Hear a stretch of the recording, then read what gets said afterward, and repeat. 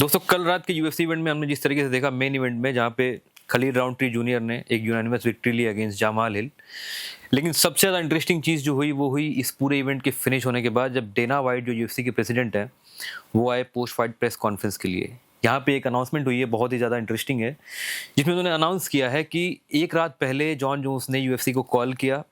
और उन्होंने अपना रिटायरमेंट एक्सेप्ट किया। उन्होंने एक्सेप्ट किया that I am retired now. और ऑफिशियली टॉम एस्पिनॉल, जो अभी तक इंटरिम हैवीवेट चैंपियन थे यूएफसी के, उनको डिक्लेयर कर दिया गया है the undisputed champion, the heavyweight champion of the UFC. अब ये जो चीज़ हुई है, इस चीज़ ने बहुत सारे क्वेश्चंस ऑब्वियसली खड़े किए हैं हम सभी फैंस के सामने, एंटायर यूएफसी एडमिनिस्ट्रेशन के सामने, कि आप किसी भी फाइटर को, चाहे वो कितना भी बड़ा स्टेटस लेकर बैठा हो, चाहे वो ग्रेटेस्ट ऑफ ऑल टाइम ही क्यों ना हो, क्या आप लगातार इतना ज़्यादा टाइम और इस तरीके के मौके आप देने वाले हैं? टॉम एस्पिनॉल जो इंटरिम हैवीवेट चैंपियन बने थे सर्गेई पाव्लोविच को हरा करके, उसके उन्होंने उस इंटरिम हैवीवेट बेल्ट को डिफेंड किया था अगेंस्ट कर्टिस ब्लेड्स और एवेंज किया था एक तरीके से अपना एक लॉस, जो प्रीवियस लॉस आया था because of the knee injury. लेकिन Tom Aspinall has been calling out for this fight for a really long time and many of us fight fans have been calling out for this fight. हम सभी को पता है कि Jon Jones की legacy जो है उसको चैलेंज करने वाला शायद आज की डेट में यूएफसी में कोई नहीं है, ना कोई रहा है, क्योंकि जिस तरीके का रिकॉर्ड उस इंसान ने स्टैकअप किया, जिस तरीके की ऑब्वियसली उनके ऊपर पीडी यूज और स्टेरॉइड और इन चीज़ों के बहुत सारे इल्ज़ाम लगे, कुछ एक ओकेजन्स पे वो he was also caught, but जिस तरीके की लेगेसी के बारे में हम बात करते हैं जब यूएफसी में, जिस तरीके की टाइटल डिफेंसेस उन्होंने किए, और स्पेशली उस दौर में जब यूएफसी का लाइट हैवीवेट डिवीजन भरा पड़ा था किलर्स से। कुछ एक फाइट्स तो इतनी क्लोज हुई हैं जॉन जोन्स की, हम डोमिनिक रीस की फाइट की बात कर सकते हैं, हम यहाँ पे अलेक्जेंडर गस्टाफ्सन की फाइट की बात कर सकते हैं। इन फाइट्स की जब बात की जाती है तो ऐसा भी बोला जाता है कि बहुत से लोग आज भी उन फाइट्स में ऐसा देखते हैं कि शायद जॉन जोन्स हार चुके थे वो फाइट्स। लेकिन adversity is a privilege, as very well said by Alexander Volkanovski. इन सारी चीज़ों का सामना करते हुए जॉन जोन्स ने जिस तरीके की लेगेसी एक स्टैकअप करी थी, उसके बाद उनसे ये उम्मीद की जा रही थी कि वो टॉम एस्पिनॉल को एक मौका ज़रूर देंगे, जो उनको उनकी इस लेगेसी को बहुत टाइम से चैलेंज कर रहे थे। ऐसा वो प्रॉमिस कर रहे थे कि वो जॉन जोन्स को हरा सकते हैं, उनमें वो कैपेबिलिटीज़ हैं। लेकिन एक एक एक क्वेश्चन ज़रूर खड़ा होता है यहाँ पर भी, एज एन एमएमए फैन या एज एन एमएमए मीडिया या ओवरऑल यूएफसी की अगर हम बात करें, क्या आप किसी इंसान को इसलिए इतने मौके देते चले जाएंगे क्योंकि उसने बहुत बड़ी लेगेसी स्टैकअप करी है? एक हैवीवेट फाइटर जो अपनी एज की प्राइम में है, 32 ईयर्स ऑफ एज, ये जो बड़े वेट डिवीजन्स होते हैं, छोटे वेट डिवीजन्स में तो एक तरीके से डाउनफॉल स्टार्ट हो जाता है 32-33 की एज के बाद, लेकिन जो बड़े वेट डिवीजन्स हैं जैसे लाइट हैवी वेट हो गया या हैवी वेट डिवीजन हो गया, मिडिल वेट की अगर हम बात करें एक तरीके से, तो जो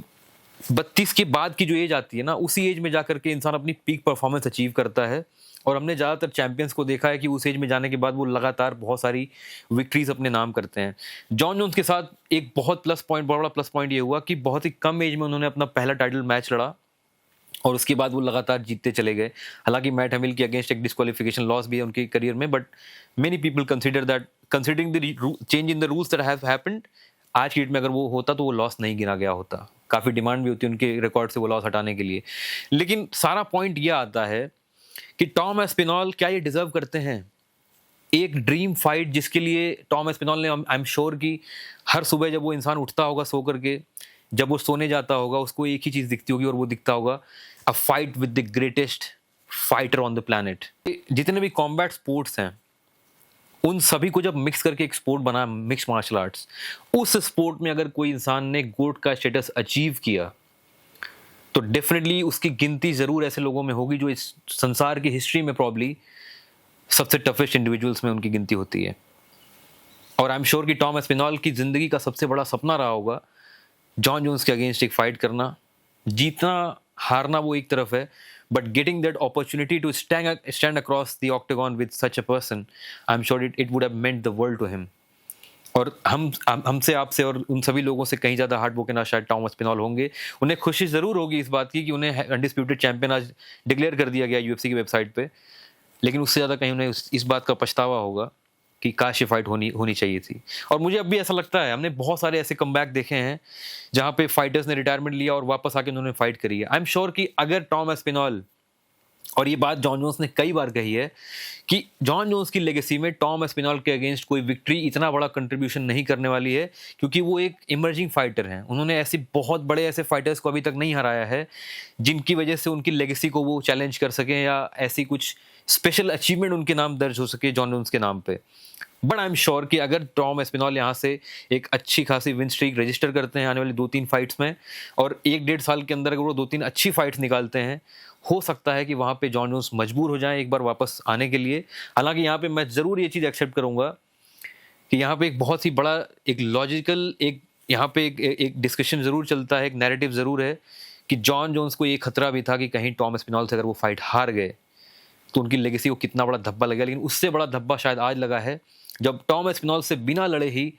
जॉन जोन्स ने रिटायरमेंट की घोषणा करी है। सो ये सारी बातें हैं जो इस पूरी टॉपिक के अराउंड चल रही हैं। मैंने काफ़ी टाइम से सोचा था इस चीज़ के अराउंड भी वीडियो बनाऊंगा, but I was waiting for John Jones next move, और इवेंचुअली हुआ भी वही। सबको एंटिसिपेशन था, क्योंकि बाली जैसे देशों में जाकर के जो इंसान थाईलैंड में घूम रहा है, अच्छा एक वेकेशन मना रहा है, उससे आप कैसे उम्मीद करोगे कि आने वाले 2-4 महीनों में वो फाइट करेगा। चाहे कोई भी फाइटर हो, उसको इस तरीके की फाइट के लिए आपको अच्छा खासा डेडिकेटेड फोकस्ड फाइट कैंप की जरूरत पड़ेगी आपको। अगर आप ऐसा नहीं कर रहे हैं तो for sure it's really unfortunate and finally the thing has happened. John Jones is officially retired and Tom Aspinall is your new UFC heavyweight champion of the world. Thank you for watching this video, guys. Have a good one. Jai Hind.